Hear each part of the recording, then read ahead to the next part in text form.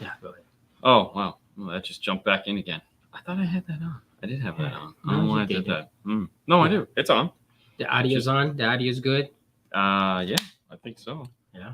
Can you hear me? I didn't play music, but can you hear me now? Should have. All right, hold on. What am I trying to figure out? What laptop I'm supposed to be looking at? Yeah, audio's good. All right. Let's see.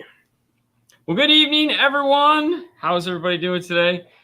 Sorry, we're just still trying to get everything. You know, it's one of those things where it's like you're excited to do the show, and then you decide to add more to it. It's always. How did the Corvette? What are we talking about? I think someone was asking how the backup camera in the Corvette went. You know, it's fun. Yeah, here you go. How did the Corvette backup camera go? How did he know? Are you watching? Are you watching us? What's going on, man? They have cameras inside here? What's going on? I wish. Suck. The cameras suck. I don't like backup cameras. That's one of love those. Backup no, cameras. I don't. You love them. You're a backup. I mean, it turned out really great. Yes. It looks nice and everything, but I mentioned it. When did I mention it? You mentioned it. Hey guys, happy Saturday. You went to Instagram What's up? today? I didn't go to Instagram today. KC in the house. What's going on? If you guys have following along, one of the things that happened this week is the IRTA2 finally launched. And today we thought we would have some fun with it. We have camera 5 all loaded up. What's up, Johnny? Johnny. Good evening, Colden, Missouri. Sorry to hear that. Anyways, we have the camera we have it all hooked up. We're using it right now. We can switch between what's going on here. If you notice the 63 hertz pegged out, that's because we're plugged into the wall and the power supply, so it's actually picking that up. So that's not a normal thing. It's just because we're using AC to do this. And what we'll be able to do is switch. Let's see. Let's turn this off here. Yes. Okay. Just all you gotta just stop. Hold on. There we go. We can turn things off. We can go back to flat. It's got a crossover on it, so we can turn off crossovers. And then if we want to, we can sum the two together. So we thought what we'd do is we'd have this all functioning and up and working, and we can go through some questions if anybody has one, or if anybody wants to see something specific from the IRTA on the screen. We have a full DSP running in the background, so it gives us the ability to do pretty much anything we want to it as far as torturing the hell out of it, which is the idea. Hello from Massachusetts. What's happening? What is that? Android app? No, there is no Android app. We did have Christian up here today. That's why he's being humorous, is that we were playing with his phone just to see if we could get it to work on there. The reason why it is made for the iPhone is actually quite simple. The first is that iPhones are all the same. So whether you use an iPad, if it's got a lightning connector, it's all the same. There's no EQ, there's no nothing. The resistance that we need to see, it's easily programmed into it. And that's it. But this is an aux output. So in a perfect world, if your device has an auxiliary input that has a 4-pin capability, it could be done. So we were playing with it today. He had a USB-C on his phone, and the problem was that there was no really great Android RTA apps. But if you know of some, tell Christian, and next time he's in town, we'll play with his phone and see what we can do. But that is why it's made for the iPhone, is that trying to develop and just deal with the headaches that would be involved if we said it's Android compatible, or just not anything I have time for. So with the Apple device, there again, we have an iPad, a 10-year-old iPad sitting here that we're running it on. It works, you know. So does it work on a BlackBerry? Actually, it would probably work on a BlackBerry, but you won't have any apps to run it. So, oh well. I love BlackBerries. Jailhead Training, when they came out with the fix and tweak, they used the tweak and made a lot of messed up factory signals and had to figure out how to fix the right signals. Yeah, I mean, that would be ideal. But so the joy of this is that we're just trying to show you those signals so that you get a good idea of what you might be looking at when you have the device hooked up. So we can come over here and we'll do picture in a picture. Ooh, look at that. That's not the one I wanted. I just want that one. So like here, what you're looking at on this is, we'll turn this off. So this is a tweeter output. So this right now is on a channel that is crossed over at 3200 hertz. So this is at 3200 hertz. There's a boost at 6.3, 8, and 10. So if we make that go flat, oh my gosh, who doesn't love Windows? I love Windows. Windows is my best. All you got to do is turn off. All right, so if we turn off the EQ, so that's with no EQ applied to the output of the amplifier. So that would be technically flat, but if we turn that back on, there you go. So now if I come over here and I turn off, that's with the high pass crossover turned off. So as you can see on this one, we have some bass boost happening. We have a dip in the 450 to 500 range, which is going to be the annoying mid-range sound that we all hear really well. But there's a boost at 1000 hertz, which that would be a problem when setting gains if you're not able to correct for that. So if you have a DSP that has like an auto EQ function on it, run the audio EQ first. And in this case, you'd hopefully, if the audio EQ, like a kicker, a key lock or something like that went in, it would get closer to looking like that, which is what you're going for. In this case, it's still showing some bass boost, but I think that's just a product of the way the amplifier is set up. But you get the idea. You get the idea. This would be way better to set your gains to than dealing with crazy dealing with that. Yeah. That would suck so bad. Oh, I love it. Hey, from Seattle. What's happening, guys? Go Hawks. Yeah, Fernando's favorite sports teams. Yeah. Is Bright Stars making custom boxes still? No. No, Bryce are on a business. Yeah. How many speakers are in a 2018 Silverado? There should be, if it's a base model, it should be the speakers in the dash, speakers in the door, speakers in the rear door. That's it. But now, Bright Star went out of business. Yeah. This is Ice-T. Ice-T. IRT all the way. Yes, sir. You can pick it up at DNF Toolder. At DNF Toolder right here. You got it set up? Oh, hold on. Which one are you? Number 4. You're not plugged in. Really? You got to plug in. Wow, everything that we plugged in is yeah, you literally wrapped it around the thing and did all that, and then you're like, I'm not even gonna plug in, bro. What the heck, man? What the heck? Come on. I know, man. Now you gotta wait for that to reset. All right, that's it. Your camera 4. There you go. Hold on, let me shut that off. All right, so you go there, scroll down, and you will see this one right there. Then you click in the picture, and that would take you. Video information and the instructions. Perfect. All right. So, anyways, moving on. Does the DSP 810 RTA does the DSP and the 810 RTA do the same thing as the RTA02? What is the difference? So the DM810, as well as every single audio control piece that has the software built into it, has an input RTA. But where it is different is that it's a one-channel input RTA. You can't sum with it. And what I mean by that is, if we'll go back here to the RTA, and I'll turn on the crossover. This one? Yeah, okay. Go ahead.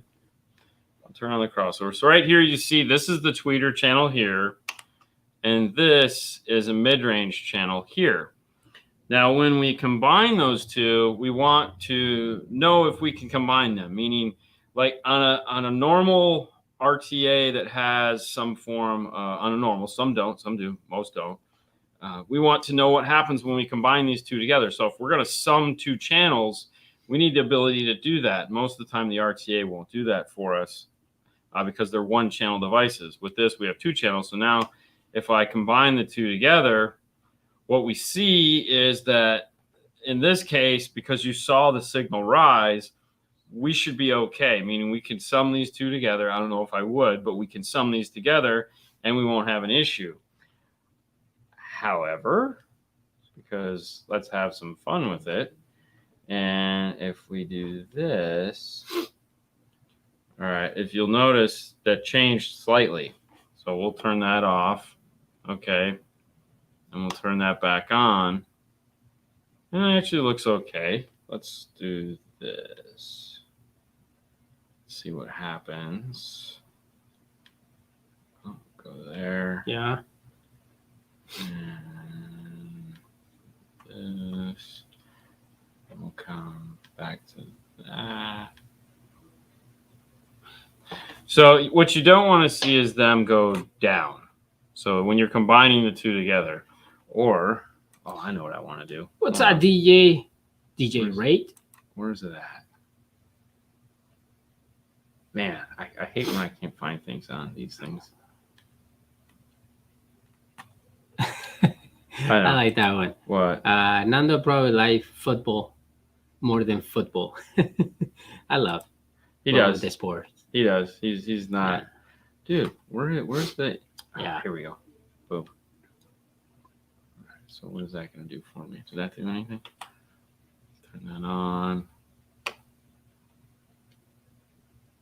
Oh, you know why? Because it's not overlapping crossover points. I did that specifically. Yeah. Okay. Anyways. Yeah. So what this is allowing you to do is combine the two signals together so that you can see if there's going to be any problems with them. Where that is also going to come in handy is if you have any form of all-pass filter and you'd like to know where it's at. Now, keep in mind, obviously, we're going to play with it here. We have limitations as far as what we can do actively. But the videos that we have online will show you more in depth because those are actually in-car real, like, oh, crap, this is what we ran into. So, what's up, Jason? What's up, bro? All right, let's see. I'm looking for a good 4-gauge ground in the trunk of a 2021 Mustang GT. Some say the bracket where the spare tire goes down. Is that really okay? Looked questionable to me. Thanks. I never used that one. So in the back, so in a Mustang, the problem that most people make with Mustangs, if you put the amplifiers in the spare tire, they always shortcut the wire and bring it up over out of the and go forward. But if you've seen the videos we've done on the Mustang, we actually take the wire and go all the way to the back of the car, around the tail lights, and then back up forward. Because you're going to be putting in a box right there. And if your power wire is sitting underneath it, then all the way from the box is going to crush down on top of it, and that pretty much sucks. What I'm getting at as far as the ground goes is when you take all that back plastic out, you'll notice that there's two areas in the back that look like there should be a screw there. One of them is threaded, one of them is not. Those are typically where I put my ground points. Yeah.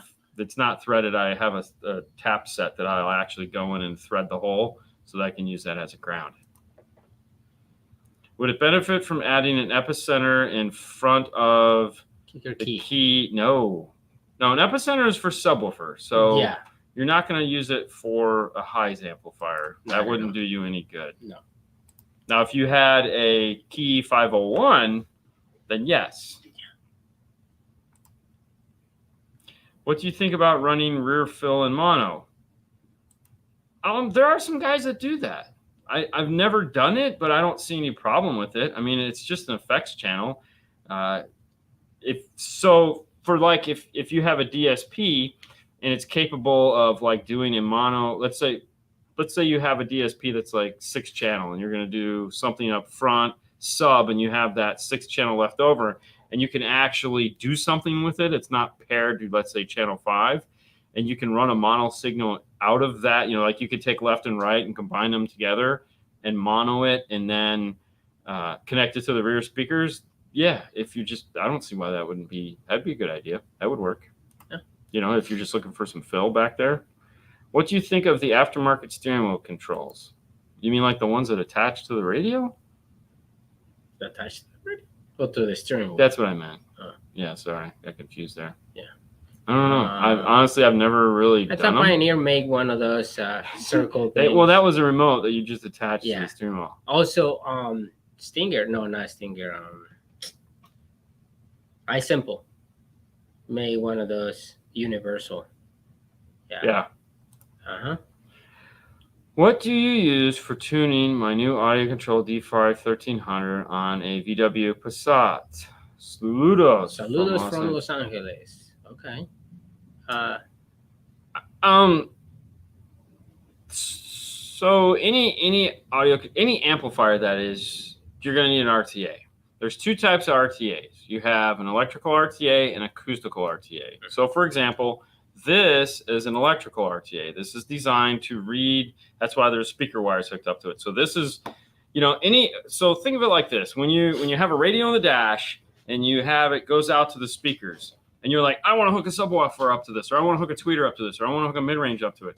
You need to be able to see what is happening. Well, you can't, because obviously there's no way for your eyes to see, and you can't tell what the speaker's doing because it's a speaker. You don't know if there's a bass going to that speaker or not. You assume there is, but what if it's crossed over at 80 hertz? You wouldn't know. I mean, if I played you a test tone and you were like, hey, that sounds great, but you wouldn't know that the signal actually. Hey, Bobby. Speaker way on that one. You wouldn't know. Oh, hey.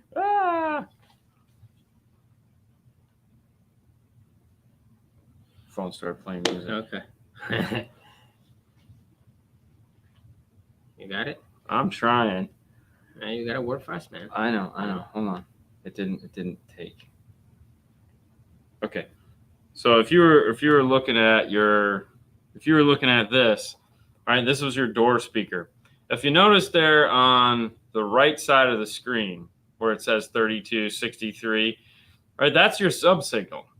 And that's electrical. That's what's feeding these speakers. Well, you can't see that. And you can't put you can't put this in the car. Now this is a microphone. So this is the iTest mic from Audio Control. So this plugs into an iPhone. They make a U-Test mic that'll plug into an Android or a laptop or something like that. But you can't see that with this because you're going to play pink noise. It's going to be a distance away from it. And it might actually have bass because the speaker might be super efficient in those range. And it might actually sound like it's there. So you have to figure these things out. A DM RTA, which is Audio Control's big RTA, has electrical and acoustical. So you can buy the DM RTA, which is what we use to tune a car. We primarily use it for the acoustical side because it's easier to do, but it still has limitations in that it's a one-channel input. So when we designed the IRTA2, there's a jumper inside of it that you take and you jump, and now you can use that in conjunction with the DM RTA and use that as your display. So you can run two signals into it. Your camera for. Yep. So like you see here, that little jumper, when you flick that little jumper on the inside of it, now you can feed this aux cable into the RCA of the DM RTA, and you can do all your summing and check for all your, if you don't have, let's say, an iPhone or an iDevice or something like that, you already have a DM RTA. So we design it with expandability. But to answer the immediate question, what am I going to be tuning my car with? If you're going to try to tune it and you have an iPhone, the iTest mic from Audio Control is like $140, I think. It's a great way to do it. You take an iPad, you stick it up to the window. If you're an Android person, you can get the U-Test mic and you can download some software to your laptop, or if you can find an Android app that doesn't suck. Also, Andy's microphone. You can get the UMM1 from Audio Frog. Now, but as far as we're going to use the DM RTA.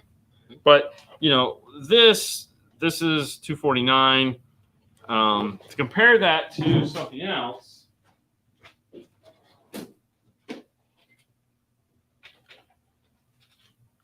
so Phonic, which you guys have seen these in the videos before, Phonic makes the PAA3, and this is the PAA3 here. This is the PAA3X. So the X is what's out right now. This thing goes for about $800. And what we're using this for is there again, we were using this to measure electrical because it's got a mic here on the back, but we never use that because acoustics, we don't need to worry about acoustics until we're done. And for that, we'll put a bigger mic in there and do it. But we need to know what we're looking at long before. So if you've ever seen us go and test a car, we're always using one of these two devices to do that. $800, you can get this used for about $400 or $500. You can buy this new and use it with an iPhone for $249 and do 2-channel. Neither one of these will do 2-channel. But that's cool because even if you already have one of these and you want to do 2-channel and you don't want to use your phone, there again, you can use the jumper inside of it for the X. You don't have to on the X. You just have to on the regular, and you can feed that signal into these, and you can use this as your display. Well, that was the reason why you start buying all these ones, because we want to check Twitter, mid, and sub. All at the same time. Yeah. At the same time. So it's like, oh, we need another PA3. And it's like, oh, I got $2,000 in RTAs so that I can look at the 3 signals all at once. Exactly. And then I'm like, or we could just do this. Okay, great. Exactly. Any plans to visit the other guys like Alpine JL and what have you? Always have plans. I want to. They don't know we have plans. Well, yeah, it's in the list. But, so we have plans. We're talking with one manufacturer right now for sometime later this year. So we'll see how that goes. That's about it. I mean, I don't want to let anybody out of the bag, but no, I would love to. I mean, JL's right here in Florida. It would be a dream to just go over there because it's so much easier to go there. Honestly, the craziest JL trip, like if we could do JL and do JL the way I would want to do JL, we would go over to Florida. Yeah. Then we'd fly out to Arizona, and then we'd fly up to Washington. Of course. At all 3 facilities. Yeah. Because they actually have 3 facilities. So going to all 3, like that would be some killer shit. Yeah, that would be pretty cool. Yeah, exactly. All right. I have a Kenwood 4-channel, 50-watt 4-ohm, 75-watt 2-ohm. Can I run 1 and 2 at 2 ohms front stage and 3 and 4 at 4 ohm without causing damage to the amp? 100%. Yes, you can. We do it all the time. You'll be good to go there. No problems whatsoever. All right. I'm installing Morel Maximo Ultra 602 6.5 components at my F-150. And I was wondering if you would sell the tweeter mounts that you've designed. So the problem is the immediate answer is no, because I just don't know when I'd have time to build them. It's one of those things that we want to eventually add to the store so that you could just order a set of them and call it a day. But yeah, unfortunately right now the answer is no, just because I just don't have time. I know. I've got 2 speakers over here that I haven't had time to look at this week for a customer's car that's supposed to be coming in soon. I just haven't had time to deal with it. So it's though it sucks, and I would love to say yes, the reality is no. Yeah. Oh, this is good. I want to go there. You should go visit Kenwood in Japan. Oh, I mean, yeah. Who wouldn't want to do that? Oh, for sure. But I mean, the reality is if you're going out to Japan, you'd almost have to like visit Kenwood and Alpine at the same time, just because I don't want to go back. Kenwood and Alpine? Yeah, I don't want to go to China. I have to see Pioneer in China. No, I want to go to see Kenwood, come back, tell you all about it, and then come back again to see. Oh, yeah, you don't want another trip? Come on, man. No, Alpine will send us to Detroit. I don't want to. So we can do it there. Okay. Let's see. Okay. So I should be looking into the LC2i instead. I don't know I didn't get the first half of it, so okay. That's okay. I'm sorry. What are you doing? I'm trying to look. It's just a lot. Right there. Just click it. There you go. Oh, try again. Would a kicker key do what an epicenter does if filling in missing signal, knowing the key is not dynamic like an epicenter effect? The answer to that is no. All the kicker key is an EQ. It's a straight EQ. It's got fixed amount of bands. So a lot of people think like a kicker key can look at almost any signal and do what it does. And the reality is no. How it's built is internally there's EQ blocks that are assigned to each channel. And each channel can use those blocks to fix as much of that information as they can, and that's it. There's a target curve. Just to give you an idea, hold on, let me turn this phone back on, and we'll turn both these, and we'll scale this down. Okay, so let's go to here, and let's say this is the target curve that you're trying to. It's a crappy curve, I know, but let's say this is the target curve you're trying to do. First off, we're looking at way too many bands here. So if we could scale this back, which I don't even know why I pretended like I was going to go and do that. But if you could scale it back to, let's say, 10 bands, that would be what you were looking at, as opposed to what you're looking at thinking that there's 30 bands. Oh, yeah, it's right there. Good call. So this is what a key sees. And a key can apply any one of these bands to try to fix a problem that it sees. An epicenter is doing an octave shift. Totally different things. And even if the key was using parametric equalization, which the difference between what a regular EQ band does and a parametric EQ does, which it might be using, I don't remember, because they're like these weird building blocks that the DSP in it applies. So in a 31 band EQ, you have the one band. What are we at? This one? Oh, we're flying around. So we'll go back here. Each band on it can go up and down and up and down and up and down. That's it. That's all it can do. Whereas if you go to an octave style, you have up and down. You can shift left and right, and then you can adjust how many frequencies to the left and right it affects. That's why a lot of people get all excited about a parametric EQ, and they're like, oh man, that thing sucks because it doesn't have a parametric EQ. And you're like, oh, okay. Do you even know how to use a parametric EQ? Do you even need it? You need it, but no, you just don't necessarily need it. No, You're going to accomplish the same thing. It's just a matter of how hard it is to get there. Right. You can make fewer adjustments with a parametric EQ if you know what you're doing. Yeah. No? All right. I love parametric EQ. Is anyone else going to sell the IRTA to place SMD, Amazon, Down for Sound, etc.? No. This is only right now from the website. It's ours, and we plan on just selling it from our website. I don't know as far as what the future goes. I mean, literally, we've only been selling it for a week. Mm-hmm. Did you buy it already? There are other people that would love to sell it. I just don't know if I want to pass over control of the product to them. Yeah. And I also don't want it to get into places that I don't want it to be.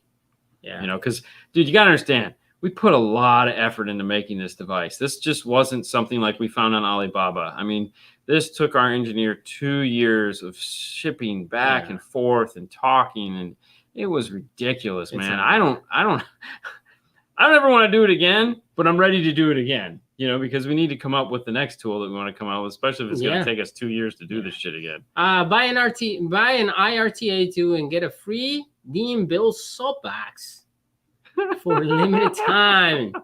Hey. Yeah, not a chance in hell. And sign it. It's going to be signed if you buy it. No, I wish. No. There you go. If you go to Kenwood in Japan, let me know. I carry the box. No, that's my job. Dude. You can go, but I carry you back too. It's okay.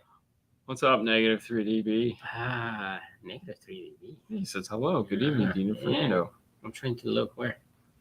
Go to the next, right there. Nope, stop. Right there. Click it, dude. You can read while you're scrolling. What is the app that you're using with the IRTA2? Right now, this app right here is the Studio 6 app. So we'll exit out of this. And this little app right here I'll do that again. So this little ugly app that says RTA on it is Studio 6 is the manufacturer. If you close it, no, like close the app, actually, there you go. And then when you click it again, see, it says RTA by Studio 6. Very unassuming. But Studio 6 is a gigantic company. They actually are the same company that make the iTest mic. So they write the software. If you've used this is the same software you use on the iTest mic. The only difference is they rebrand it for audio control because they're friends. They all know each other. They all hang out there in Washington. And you can buy advanced versions of the RTA with all kinds of neat stuff attached to it. So like when you were looking over here, all this stuff that they had here in this top corner, there's all kinds of fun in-app purchases you can do. I think like the whole suite is like $200 or something like that. They got a lot of neat stuff you can do. The guys are really smart. But there are other apps you can use. So for example, you can get like Spectrum. This is one that I've used. This one's pretty cool. Oh, yep, there we go. So this one's pretty nice. Actually, it's funny. One of these companies, I think one of these companies actually uses. There's another one that's pretty cool. So we'll turn off, and let's see what happens here when I do this. Yeah, I'll go back to, let me put this on off. All right, so there's that. That's still showing, even though the EQ is defeated, it's still showing the low pass being. That looks like a Honda. I'm not gonna lie, that looks a lot like a Honda. Actually, if we put it back on, I think this is if you want to see what a Honda looks like, a Honda looks a lot like that right there. That's a Honda. That's like an Accord. Yeah. Yeah, that's why you want that epicenter to fix all that nonsense on that side. Yeah. Anyways, there's a bunch of different ones. The reason why we show this one so much, this guy, is because it has really great contrast and looks wonderful on filming. All right.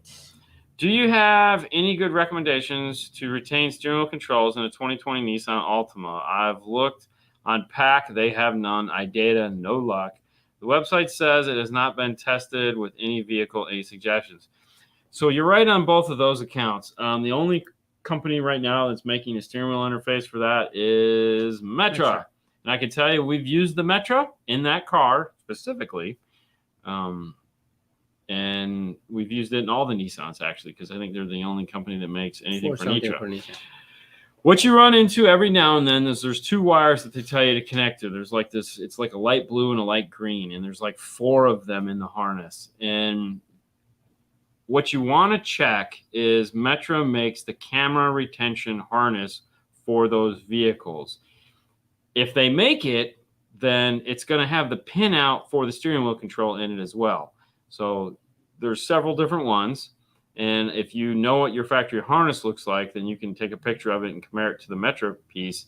I'm not saying it's going to work right off the bat. Sometimes you do have to move pins. But every time we've had an issue with it, Metra Tech Support has taken yeah, man, no problem. Move these 2 pins. You're good to go. I think the most we spent on the phone with them was like a half hour once, and that was our fault. Yeah, pretty much.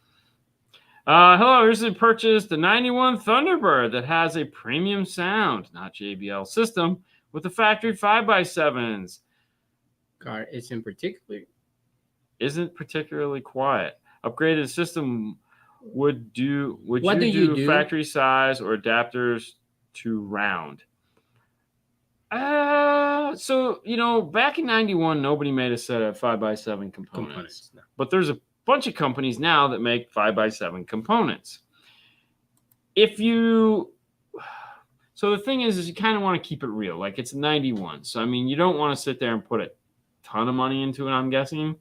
I'll tell you right now, Alpine, when you buy an Alpine set of speakers, they're 6.5s, come with adapters to 5x7. So if you're wanting to keep it simple, like a set of Alpine R-Type 6.5s, they'll have the brackets in there, which is nice. However, I know Kicker makes some 5x7 coaxials, components, and so does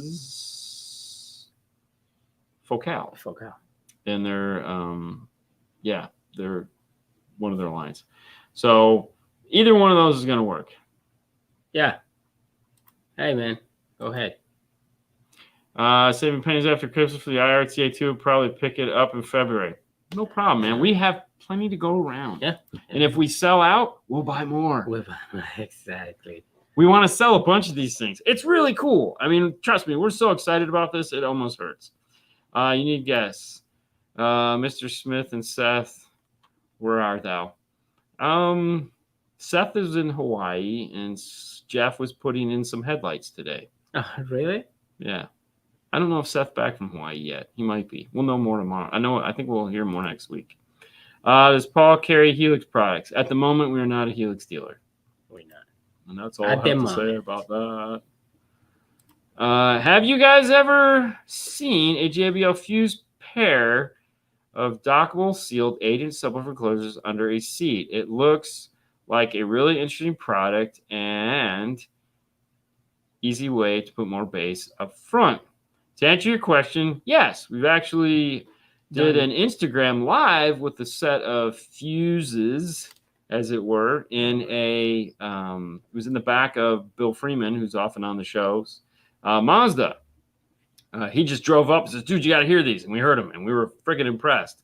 We also did a set of them in a Dakota, an older Dakota, underneath the back seat, because the back seat folded down. So we took the two fuses apart, put them down, and we used the new Pioneer 6-channel to power his system. And it was perfect because they're like 70 watts or 80 watts a piece is like their peak power handling. And the 6-channel Pioneer was like right on point. It gave them exactly the power each one of them needed and played all 4 other speakers. So it was really nice. It was definitely impressive for sure. But yeah, the thought is that if you break them apart and if you have room to fit one underneath each seat, you'd probably be pretty good. All right. When I connect my DSR-1 to my charger, does it act as the resistor to the radio to play? I think it's connected to the speakers. So the answer to that is no, it doesn't. If you have a DSR-1, you do and a charger, you do have to pair it up with the iData harness for it. Now, if you're using the iData harness for it, there is a resistor pack built into the harness. So there's a little weird thing that can I jump that yeah. It's not, no, I don't know, the little tiny thin things, and those are the resistors for it. But I think you only have to use them in the chargers that don't have premium audio. So if it has premium audio, I don't think it's an issue because the amplifier, But as long as you're using the iData harness and you've checked all the boxes and done everything, it's connected the right way, because you get no audio out of it at all if you did it the wrong way. All right. I'm installing a full system in a 2010 Mazda 3. I'm using a pack RP4MZ11 to install head unit and keep steering wheel controls. There's 3 orange white wires that is for illumination. Which one does I connect to use? So the instructions in the RP4MZ11 are quite intense. There is a ton of crap that if you don't read it very carefully, you can do very bad things to your Mazda. So make sure you read those instruction notes thoroughly, because there's a lot of different things that you can and can't do with that module, depending on what year, make, and model of Mazda you have. Now, as far as figuring out which one of those wires is the one, if it doesn't plainly spell it out for you in the instruction manual, is to grab a digital multimeter, plug the harness in with the smart adapter on, take your digital multimeter ground wire, go to ground, the black wire in the harness will work, and connect your red wire to one of the first orange wire with the car on, of course.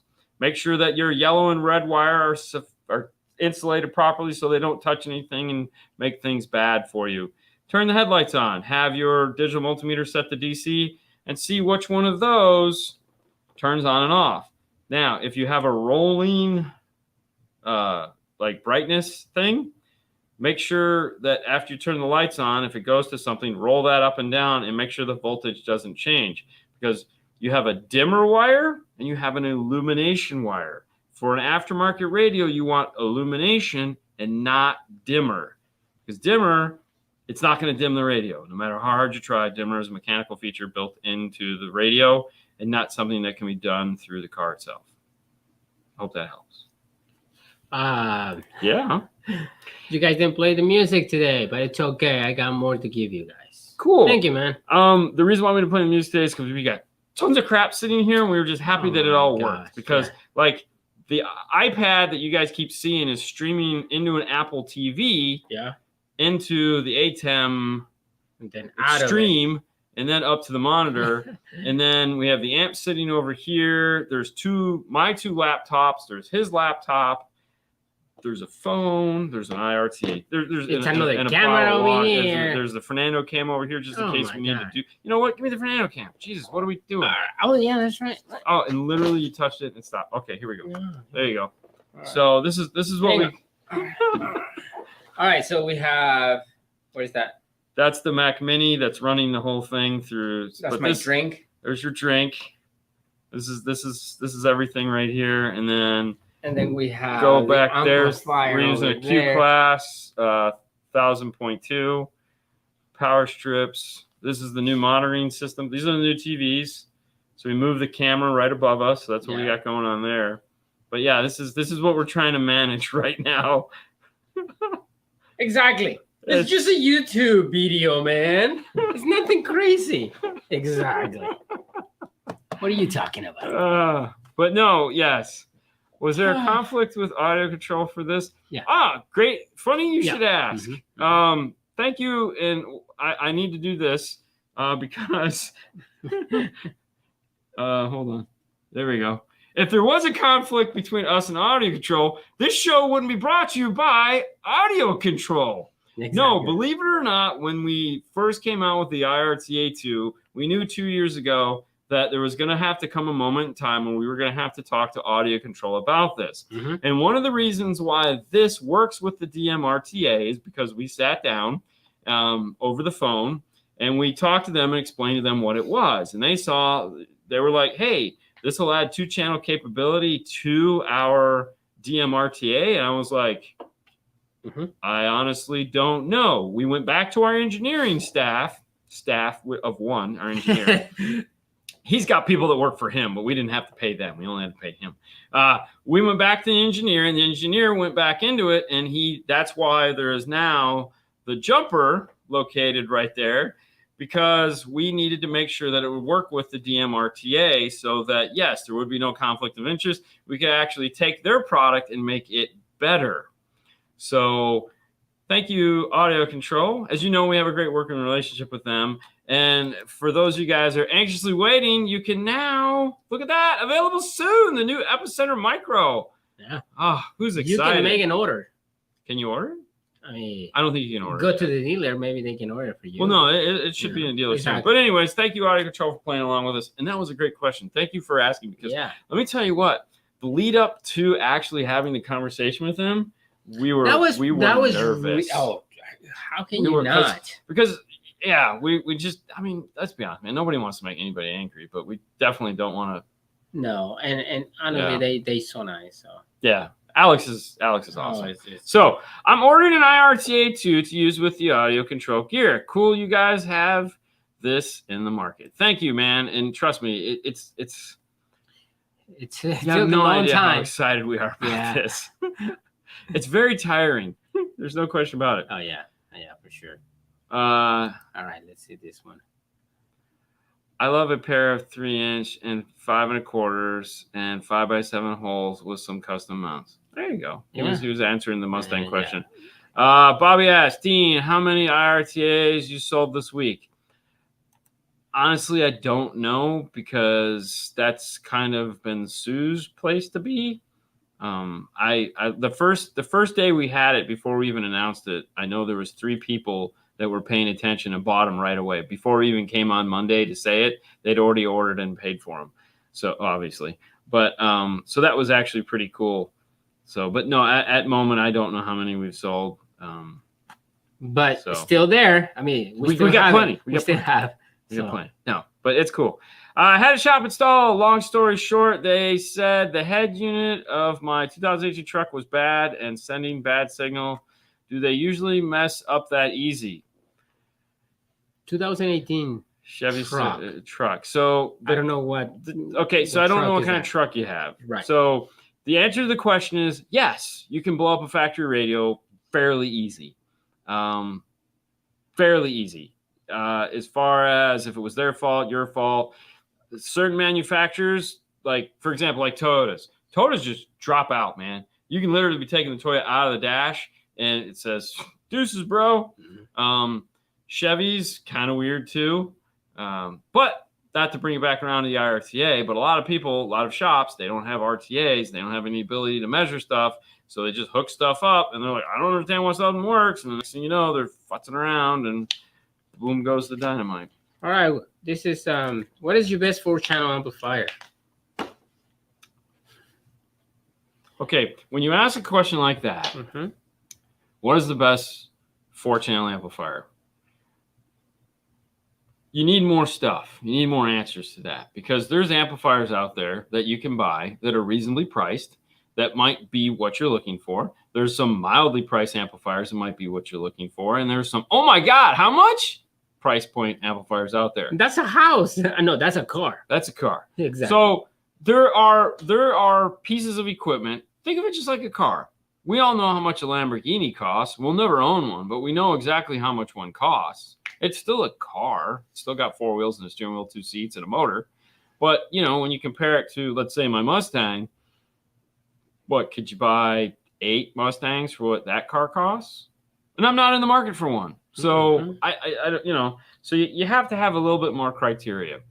I will say this. When deciding to buy a 4-channel amplifier, first off, buy what you need, not what you think you need. So, for example, if you buy a set of speakers and they have a power rating of 70 watts to normal power rating of 70 watts with a max power of 1,000,000 watts, we'll say 140. It's usually double. Okay, that's telling you right there you don't need a 140 watt amp.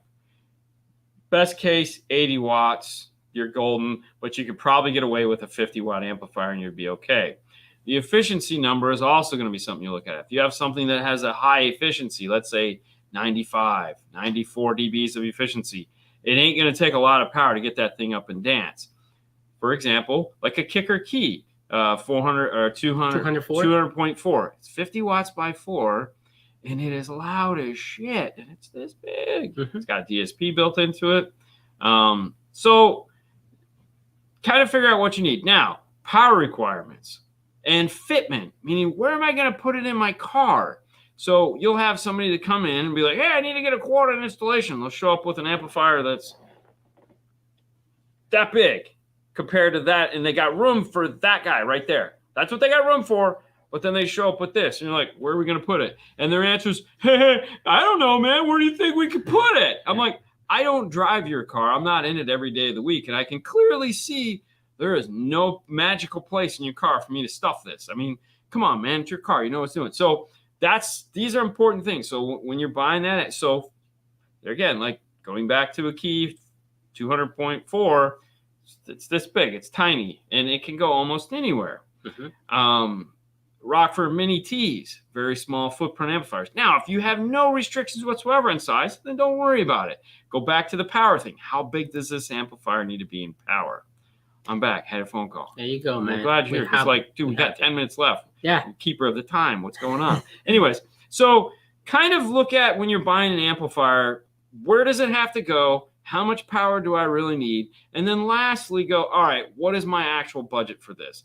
Because you'll find out that you're going to probably have to spend a little bit more money to get what you really need and where it needs to go, as opposed to just saying, oh my God, this company here has a 4-channel amplifier for $150. That's awesome. And then it doesn't fit the first 2 things, which in reality are the most important 2 things. Now we all know how to buy a 4-channel amplifier. Isn't that great? That's beautiful. That's almost like running shoes. Who caught the running shoes on Thursday? I recently installed a Kenwood DSP in my Toyota Tacoma. Getting distortion above 30 with certain songs and no distortion with other songs. Is the generic flash the issue, the radio, or the amp? Well, it's going to be the music you're listening to is really going to be the problem. And probably a little bit of the radio, but more so the music you're listening to. If I was to guess. Here's the thing you have to keep in mind when listening to music. Not all music is recorded the same. Some music is recorded way better than others. Plus, you have to consider how much loudness was put in the music and whether it's a music that was created with instruments or music that was created on a computer with sine waves. There's a big difference in those things. And what could happen is you could play one song, turn the volume all the way up, and it sounds wonderful. You play the next song, the volume's got to go down. What you want to pay attention to is the loudness of the song. Meaning, for example, is this song, this song is playing at 91 dBs and it's on distorted. But this song is also playing at it's same volume, but now it's trying to play 95 dB and it's distorted. If you turn it back down to where you get 91 dB out of it, is it not distorted? And I know what you're saying. I don't have an SPL meter, but you could use your phone. If you have an iWatch, it's got an SPL meter in it too. And those are the kind of things you want to figure out. Is the loudness fixed? And when it's always playing at this loudness, it sounds fine. And then that's going to tell you, no, it's the music I'm listening to, and sometimes I need to turn it down. When we set up a system, we try to give when we talk to you, say, what kind of music you listen to? If you're my age and you go, I listen to everything. And I'm like, shit, he probably does listen to everything. We have to leave a little bit of leeway in there. And when we're demoing the car, we'll sit there and say, okay, so here's what AC/DC Back in Black sounds like. And here's the volume that we're playing at, and it's killing you. And then we'll go over and we'll play. All right, so here's some new music. Insert artist of new music that I don't know, but I just randomly grab from my daughter's playlist and play. And I'll have to turn the volume down. And I'll say, okay, you see the difference, the audible difference there? And they're like, oh, yeah. And I said, see how I turned the volume down on the radio and it's still the same level? And so, yeah. So that's, I don't know if that helps, but that's what we typically run into. That was a lot. It always is a lot. I mean, because there's these questions. It's like, I don't really always know what they mean, but we try to answer it anyways. Hello, Dean and Fernando. Please tell me how to implement center dash speaker in my car, and is it important? Center dash speaker in your car is important if you feel is important, which means it's probably not important. Here's the thing. If you're a two-person, like if we're always driving with Fernando and I in the car, which will never happen. He never drives in my car and I never drive in his car. Because we're going to take two cars because, bro, we're fast and furious. That's right. We need 4 cars for 4 people. It's the American way. But anyways, if you're worried about your spouse, your girlfriend, whatever, and they're in the car and they're an audiophile like you are, then you're probably going to want a center channel. And now what you're going to need is some form of a DSP with an up mixer in it in order to create that center channel image. Now, the up mixer is because most audio is not recorded in 5.1 surround or 7.1 or 9.1 surround. It's recorded in 2-channel surround, no surround, just 2-channel audio.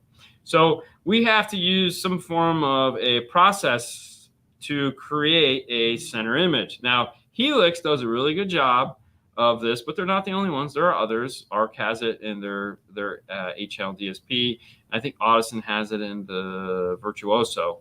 And what it's doing is it's applying their funky little salt and pepper logarithm to a dedicated output, which is the center channel.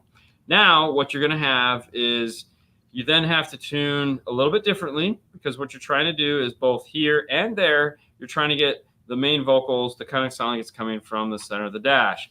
You're going to end up okay. It's not going to be great. It's not going to be like a 1-seat tune. Now, in a 1-seat tune, which means I'm the driver, I'm it, that's all that matters.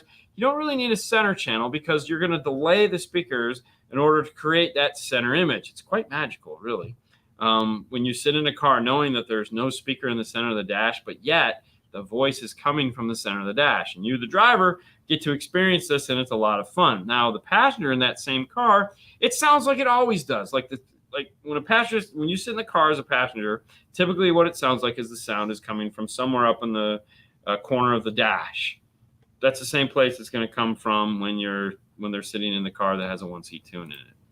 And any DSP will do that. Thank you for the 10, man. Oh my gosh. We appreciate it. Thank you. Yeah. And no, we don't just answer the questions for people at Super Chat like some douchebag said the other night. I was like, oh. Yeah.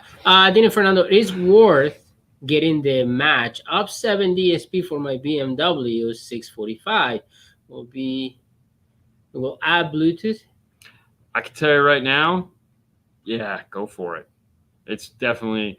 I mean, I'm guessing you saw the Up 7 video we just did with Jason Degos, and you saw how crazy he was. He literally took it with him to the dealership, plugged it in before he left, because he had to drive from California to Arizona, and he didn't want to drive for, 8 hours and listen to it from the factory. It's really cool because they provide you with the tune and everything. So as you saw from the video, if you're somewhat mechanically inclined and kind of understand how a computer software works, it's something you could definitely try yourself. If you have a Helix dealer, obviously that would be a better move, so you don't have to worry about it. But yeah, why wouldn't you? So you have the Up 7 and you have the Up 10. Yeah. So depending on how many speakers you have in the car, you have to buy accordingly. Mm-hmm. And you can always call them if you have any questions. They have really nice tech support. So yeah, you'll talk to Jason. You talk to Jason or Matt. What's up, Mom? What's up, Mom? Thanks for the show. Oh no, you're welcome. Have a great day off. That's called Sunday. Yeah. We don't even call it a weekend anymore. It makes us feel bad. Exactly. Fernando, you rock. I rock? Yeah, it says Fernando rocks. Oh, thank you. Blunt's 5-star on Fernando rocks. Have a great one. Got to drive across town and close the store. Thanks, COVID. Jason. Good times. Yeah. Good times. Pretty Look much. on the bright side. It's cold as hell where you're at. Yeah, exactly. And it's not here. All right, last one. As the gain and clipping, I set the key 200.4 gain with the kicker pink noise and volume at 25 out of 30. But playing something like Boston will make it clip all day long at volume 20. So Dean is correct. Thank you. I like being correct. Yeah. And you were correct also, because some music just doesn't work the way it's supposed to. And actually, it's funny. All right. The test song we play is, what is it? Gwen Stefani. I always laugh because it makes me think of Steve Meade, because hella cool. Uh-huh. He's the first guy I've ever met that said hella cool all the time. And I was like, I know that song. Actually, I think it's him that turned me on to the song, because he kept saying it, and then the song got caught in my head, and then I downloaded it. I was like, so anyways, that's my little Steve Meade trivia there. All right, last question. But what I'm saying is we play that song because it's very dynamic at the beginning, and it pushes everything really hard. So it's one of the first songs we play just to see how abused we're going to make this. All right, last question. I have a 2014 Ford Taurus, and the opening of the dash is super shallow, like 4 and 4.5 inches deep, and there aren't very many good head unit options. Any ideas? Not happy with the Pack Amp Pro. Yeah, actually, we just did the Flex, which has the same crappy shallow dash as yours has. If you have the 8-inch touchscreen, obviously you can use the MFT1 kit. And the radio we put in that was the Alpine 407, I believe. Is it 407 or 409? 407. I think it's 4. I think the new one is a 409. But it's a short chassis radio with iData compatibility. Or you could check out the Kenwood Exelon 7000 series. It's like a 7706 or 7006 or something like that. Or if you're not in an extreme hurry, sometime next year, one of the manufacturers we just mentioned will have a short chassis, very expensive radio. So personally, I would just buy one of those, wait, and just get it in to see how it sounds, and then buy the more expensive one in 6 to 8 months when it comes out. But those are two really nice that are currently available. You could also do a Pioneer. No, you can't do it. No. Screw all that. I mean, if you're a Pioneer guy, you could do what is a 4000 series, I think it is, like a 4600 or something. I don't know. Yeah. Or no, 4406. I don't know. But anyways, those are three really nice short chassis radios. Personally, I like the Kenwood. No bias there at all. I really like that radio and how it performs. Is that it, Fernando? Do we got to go? All right, hold on. Let me shut this off. All right, guys. First up, let's go to You're on Camera 4. That's right, guys. This show is brought to you by D&F Tool Drawer. That's Dean and Fernando's Tool Drawer. Of course, it's the whole new redesigned. Ooh, look at that. Super sexy. We've changed it up just a tad, so it makes it real easy to find what you're looking for. But of course, if you'd like to order the IRTA2, that's the place you can do it. And then, do you have the swag up? Yes, of All right. course I have. If you want to have Dean and Fernando swag or 5-star swag as it is, you can find that at DNF Swag. Of course, pick yourself up that hoodie right now because it's cold outside. Yeah. So cold. So cold. Anyways, it's Saturday night, guys, and I hope you're feeling all right. She said, hey, baby. I don't know. Do you have enough gas? Anyways, ooh, yeah. Little red corn. All right. Also, we're going to be at Knowledge Fest. Oh. Soon. 17th. 18th. 18 to the 20. Yep, we'll be in Vegas, baby. If you guys in the industry and you guys going to go, we're going to be there. Either way, listen, guys, be safe tonight. Go have fun. Be merry. Don't do anything stupid. And if you are going to be doing something stupid, make sure you have somebody that didn't do something stupid drive you home or pay someone to drive you home. We want to see you here back Monday. Mm-hmm. Thanks so much for tuning in. We'll see you guys next week. Bye, guys. Fade to black.